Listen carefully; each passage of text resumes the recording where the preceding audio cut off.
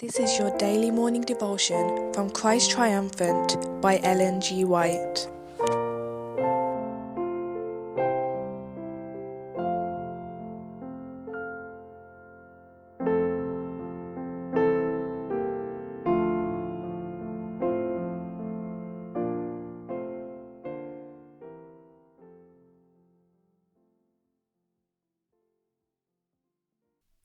January the 22nd. God put Satan on notice. And I will put enmity between thee and the woman. Genesis 3:15. There is a strife between the forces of good and evil, between the loyal and the disloyal angels. Christ and Satan are not at an agreement, and they never will be. In every age, the true Church of God has engaged in decided warfare against satanic agencies. Until the controversy is ended, the struggle will go on between wicked angels and wicked people on the one side, and holy angels and true believers on the other. The battle that is raging will grow more fierce as the end approaches.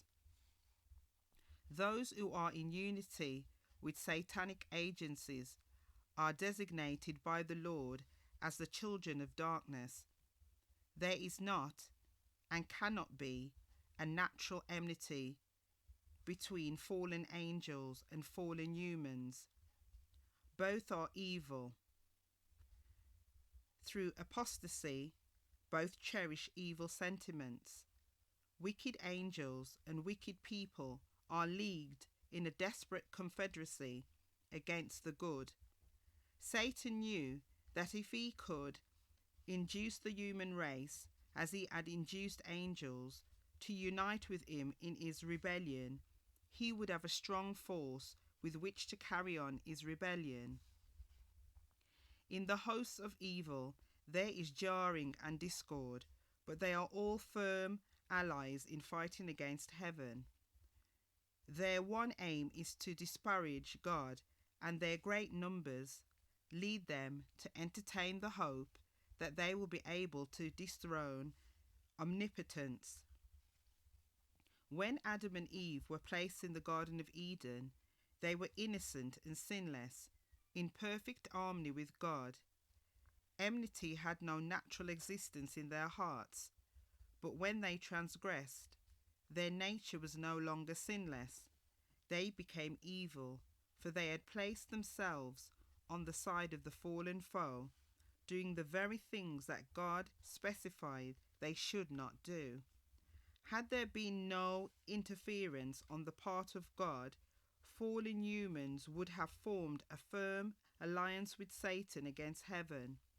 But when the words were spoken, I will put enmity between thee and the woman, and between thy seed and her seed. It shall bruise thy head, and thou shalt bruise his heel. Satan knew that although he had succeeded in making human beings sin, although he had led them to believe his lie and to question God, although he had succeeded in depraving human nature, some arrangements had been made whereby the beings who had fallen would be placed on vantage ground, their nature renewed in godliness. He saw that his actions in tempting them would react upon himself, and that he would be placed where he could not become conqueror. God pledged himself to introduce into the hearts of human beings a new principle, a hatred of sin, of deception, of pretense, of everything that bears the marks of Satan's guile. This was a daily morning devotion from Christ Triumphant by Ellen G. White. Thank you for listening.